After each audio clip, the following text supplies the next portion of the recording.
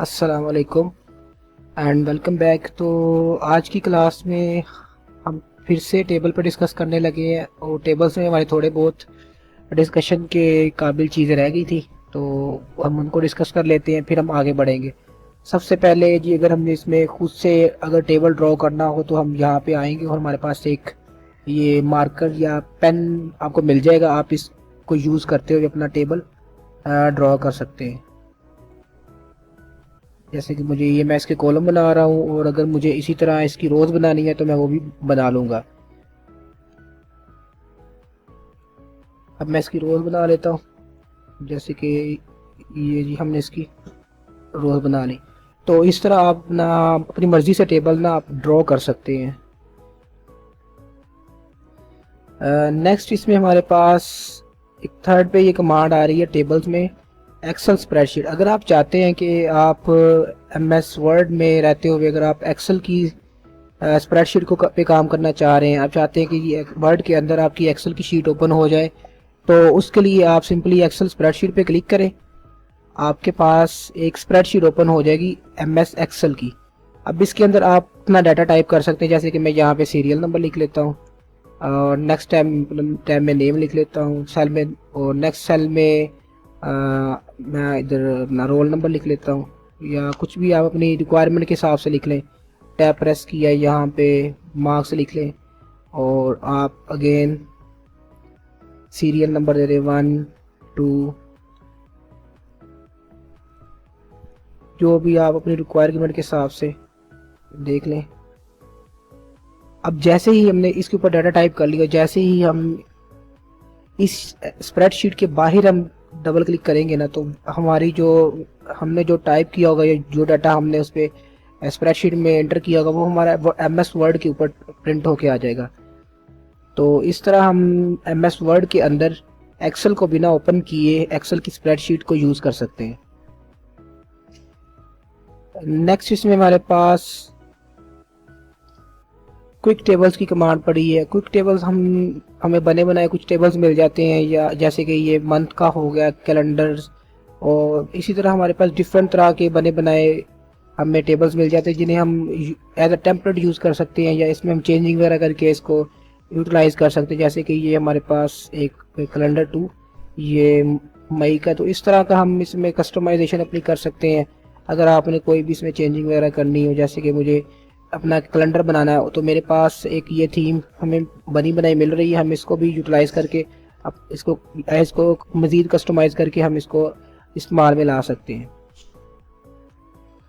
अच्छा जी, नेक्स्ट हमारे पास इसमें कमांड जो आ रही है इलस्ट्रेशन के ग्रुप पे पिक्चर्स की आ रही है। पिक्चर्स हमने अगर अपने एमएस वर्ड में इंसर्ट करनी हो तो हम यहाँ सिंपली पिक्चर्स पे क्लिक करेंगे, या इसके नीचे कर्सर पे जाएंगे। अब वो हमें दो तरह की ऑप्शन दे रहा है कि ऑनलाइन पिक्चर और दिस डिवाइस।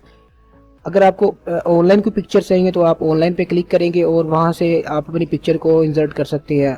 आप अगर आपके डिवाइस में, पीसी में या लैपटॉप में पड़ी हुई है कोई पिक्चर्स वगैरह, तो आप दिस डिवाइस पे क्लिक करेंगे और उसके बाद आप उस फोल्डर में चले जाएंगे जहाँ पे आपकी पिक्चर्स पड़ी हैं। जैसे कि मेरे पास इस फोल्डर में पिक्चर पड़ी हैं, तो मैं इसको सिलेक्ट कर लेता हूँ और इसको इंसर्ट कर लेता हूँ। ये मेरी पिक्चर इंसर्ट हो गई। अब अगर मुझे इसको पिक्चर को थोड़ा वो इसको छोटा करके करता हूँ, मैं इसको इसके कोने से पकड़ के इसको ड्रैग करता हूँ थोड़ा सा, और ये छोटी हो गई। अब जैसे ही हम पिक्चर के ऊपर क्लिक करते हैं या इसको सिलेक्ट करते हैं, तो हमारे पास एक पिक्चर फॉर्मेट का टैब ओपन होके आ जाता है। तो हम जितने भी पिक्चर से रिलेटेड काम होंगे वो इसी में से करेंगे। जैसे कि अगर फॉर एग्जांपल मुझे इसमें सबसे पहली हमारे पास कमांड आ रही है रिमूव बैकग्राउंड की। अगर आपने किसी चीज़ का रिमूव करना है बैकग्राउंड, तो ये आपके पास एक पर्पल पर्पल सा आपके पास एक हाईलाइट हो गई है अपनी हमारी पूरी पिक्चर। ये जितना एरिया पर्पल सा आप दिख रहा है, ये सारा आपका इसमें से डिस्कार्ड हो जाएगा या कट आउट हो जाएगा। अगर आपने इसमें से कुछ भी चेंजिंग वगैरह करनी है, जैसे कि कुछ चीज़ें डिस्कार्ड करनी है, आप इसे कीप चेंजेस पे क्लिक करेंगे तो ये हमारे पास उतनी चीज़ें रिमूव हो जाएगी। इसी तरह अगर आपने कस्टमाइजेशन करनी है इसकी, यानी कि आप खुद इसको करना चाह रहे हैं, तो आप मार्क एरिया टू कीप्स पे क्लिक करें और आप अपनी एरिया सेलेक्ट करके जितना आपको एरिया चाहिए आप उतने को सिलेक्ट करें और उसको कीप कर लें। जैसे कि मुझे यहाँ से लेके यहाँ तक चाहिए एरिया इसका मुझे रखना है ये वाला, या मुझे यहाँ से लेके यहाँ तक ये एरिया रखना है, तो मैं उतने को सिलेक्ट कर लेता हूँ और मैं कीप चेंजेस के इसके बाद मैं कीप चेंजेस पे क्लिक करूँगा तो वो हमारा उतना एरिया हमारे पास आ जाएगा। नेक्स्ट इसमें हमारे पास कमांड जो आ रही है वो है हमारे पास करेक्शन की। तो अगर हमें इसमें से कुछ चीज़ करेक्ट करनी हो तो हम करेक्शन के टैब पे जाएंगे। इसमें आपको डिफरेंट तरह की इसकी कंट्रास्ट लेवल को अगर आपने एडजस्ट करना हो तो आप इसके कंट्रास्ट लेवल को भी एडजस्ट कर लेते हैं। हम थोड़ा सा पिक्चर को दूसरी तरफ मूव करते हैं ताकि हमें आसानी से इसका समझ आ जाए। हम इसकी अब पिक्चर हमारी मूव नहीं हो रही, हमने अगर इसे मूव करवाना है तो हम सिंपली रैप टेक्स्ट पे जाएंगे और इसको स्क्वायर कर देंगे। अब हम इसको पिक्चर को अपनी को सेलेक्ट करके यहाँ पे लाते हैं। अब हम करेक्शन पे चलते हैं वापस, और अगर हमें अब इसमें से कोई इसकी ब्राइटनेस वगैरह को कम करना हो या ज़्यादा करना हो तो हम यहाँ से एडजस्ट कर सकते हैं। इसके अलावा आप अपनी यहाँ से शार्पन करना हो, सॉफ्टन, तो इन चीज़ों से आप कर सकते हैं। नेक्स्ट हमारे पास इसमें कमांड है कलर्स की। अगर आप इसमें कलर सैचुरेशन करना चाह रहे हैं तो आप इसमें कलर सैचुरेशन कर लें यहाँ से आके। ये देखिए जो आप चीज़ें अप्लाई कर रहे हैं उस पर वो इफेक्ट आ रहा है उस पर। तो नेक्स्ट हमारे पास रिकोलेटर, यानी कि इस पर आप डिफरेंट तरह के अगर कोई फ़िल्टर कह लें तो या फ़िल्टर कह लें या कोई थीम्स कह लें या कुछ भी कलरिंग कह लें तो आप इसके ऊपर ये रिकोलेटर इसको हम यहाँ से यूज़ कर सकते हैं। अगर आपने मोड पे जाएं आप, इसके अलावा आप कोई भी कलर सेलेक्ट करके उसका आप रिकोलेटर बना के इस पे अप्लाई करवा सकते हैं। नेक्स्ट कमांड है हमारे पास आर्टिस्टिक इफेक्ट। अब हम इस पर क्लिक करते हैं। अगर हमें कोई भी पिक्चर अपनी को इफेक्ट देना हो तो हम यहाँ से आके इसको डिफरेंट तरह के इफेक्ट्स दे सकते हैं। जैसे कि मैं इसको ये इफेक्ट दे देता हूँ, इसमें अप्लाई करता हूँ इसको। इस पर अप्लाई करते हैं हम इस इफेक्ट को, तो आप देखेंगे कि वो इफेक्ट हमारा अप्लाई हो गया। अब भी मुझे अगर ये इस पर अप्लाई करना है तो मैं इस पर क्लिक करूँगा और मेरा वो भी इफेक्ट अप्लाई हो गया। तो इस तरह के आप डिफरेंट तरह के इसको इफेक्ट दे सकते हैं अपनी पिक्चर वगैरह को। इसमें नेक्स्ट हमारे पास कमांड आ रही है पिक्चर स्टाइल्स की।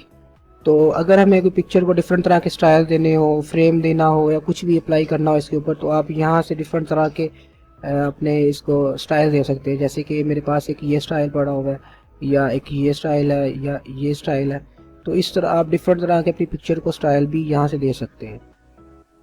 जैसे मैं इसे ये फ्रेम दे देता हूँ स्टाइल में, तो आप देखिए आपका फ्रेम वाला स्टाइल आपके अप्लाई हो गया। उसके बाद नेक्स्ट कमांड है हमारे पास पिक्चर बॉर्डर्स की। अगर आप अपने पिक्चर्स को बॉर्डर अप्लाई करवाना चाह रहे हैं तो आप सबसे पहले अपने डैशेस में आ जाए, अपनी स्टाइल सेलेक्ट करें और उसके बाद अगेन आपको अपने विड्थ सेलेक्ट करें, आपको उसकी विड्थ कितनी चाहिए अपने बॉर्डर की। जैसे कि मैं यहाँ पे 3 सेलेक्ट कर लेता हूँ। आप अपना कलर सेलेक्ट कर लें कि आपको किस कलर का बॉर्डर चाहिए, तो आपका बॉर्डर अप्लाई हो गया। पिक्चर इफेक्ट्स में अब यहाँ पे आप डिफरेंट तरह के इसको इफेक्ट दे सकते हैं। जैसे कि ये शेडोज हमारे पास आ रहे हैं, ये डिफरेंट तरह के इसमें ना, जैसे कि ये शेडो, अब आप देखेंगे कि उसके नीचे हल्का सा एक शेडो आ रहा है। उसके बाद हम इसमें इफेक्ट में रिफ्लेक्शन में भी हम चले जाते हैं, इसको भी देख लेते हैं। ये देखिए वो आपको रिफ्लेक्ट करके दिखा रहा है। तो इस तरह हम डिफरेंट तरह के इसके ऊपर इफेक्ट्स या शेडोज वगैरह, ग्लो, अगर हमने इसको इस पर अप्लाई करवाना हो तो हम वो भी करवा सकते हैं। जैसे कि मैं यहाँ पे इफेक्ट्स में चला जाता हूँ, ग्लो में जाता हूँ और यहाँ पे आपको डिफरेंट तरह के ग्लोज मिल जाएंगे, तो ये आप इस पे ग्लो भी अप्लाई कर सकते हैं। नेक्स्ट इसमें हमारे पास कमांड है पिक्चर लेआउट की। तो अगर आप इसको किसी शेप या किसी लेआउट में कन्वर्ट करना चाह रहे हैं, या डिफरेंट तरह की हमारे पास इधर लेआउट्स बनी हुई है, तो हम इनके ऊपर किसी में से भी किसी को भी सिलेक्ट करके हम अपनी पिक्चर को उसमें कन्वर्ट कर सकते हैं। जैसे कि मुझे ये लेआउट चाहिए तो मैं इस पर क्लिक कर लेता हूँ। अगर मुझे इस पर कुछ टाइप वगैरह भी करना है तो मैं वो भी इसमें अगर कुछ लिखना चाह रहा हूँ तो वो भी लिख सकता हूँ। अच्छा, देन इसमें हमारे पास नेक्स्ट कमांड है पोजीशंस की। अब पोजीशंस अगर आपने अपनी पिक्चर को कहीं पे पेज के सेंटर में करना हो, पेज के मिड में लेफ्ट पे करना हो, राइट पे करना हो, टॉप पे करना हो, कहीं पे भी आपने अगर अपनी पिक्चर्स को मूव करना हो, ये तो इसके लिए हम ये पोजीशंस को यूज़ करेंगे। याद रहे ये आपके पेज के पोजीशंस के हिसाब से एडजस्ट करेगा पिक्चर को। नेक्स्ट हमारे पास कमांड है रैप टेक्स्ट की। अब देखिए जब भी आप इसमें पिक्चर को इंसर्ट करेंगे तो आपका ऑटोमेटिकली आप उसको कहीं पे भी मूव या शिफ्ट नहीं कर पा रहे होंगे, तो उसके लिए हमें सिर्फ सिंपली रैप टेक्स्ट में आके स्क्वायर करना पड़ेगा या टाइट करना पड़ेगा।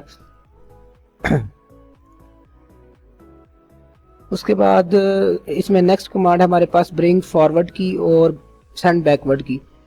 इसके लिए हमें एक और मज़ीद पिक्चर लेनी पड़ेगी। मैं इंसर्ट में जाता हूँ और अपना यहाँ से एक पिक्चर को सिलेक्ट कर लेता हूँ दिस डिवाइस, और जैसे कि मेरे पास एक ये पिक्चर पड़ी हुई, मैं इसको सिलेक्ट कर लेता हूँ और ये मेरी पिक्चर आ गई। मैं इसे थोड़ा सा एडजस्ट कर लेता हूँ।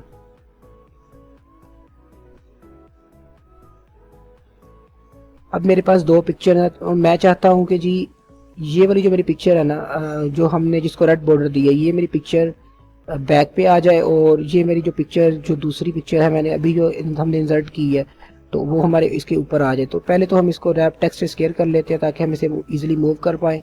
अब मैं इस पिक्चर को मूव करके इसके ऊपर रखता हूँ।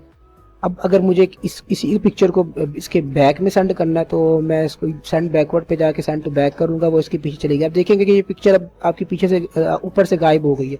अगर उसको आपने फ्रंट पे करना है तो आप सिंपली इसमें चले जाएं ब्रिंग फ्रंट पे और उसको आप सिलेक्ट कर लें। अभी मैं उसे वापस लाता हूँ तो मैं जो ऊपर वाली पिक्चर है इसको मैं सिलेक्ट करके सेंड टू बैकवर्ड कर देता हूँ, तो वो हमारी जो इसके पीछे भी पीछे चली गई थी वो हमारी फ्रंट पे आ गई। इसमें नेक्स्ट हम इसमें अरेंज के इसके रेंज तक हमारा हो गया। अब नेक्स्ट हमारे पास इसमें अलाइनमेंट्स, क्रॉप्स, रीसाइज वगैरह की कमांड है, तो वो हम इसमें नेक्स्ट क्लास में करेंगे। तब तक के लिए अल्लाह हाफिज़।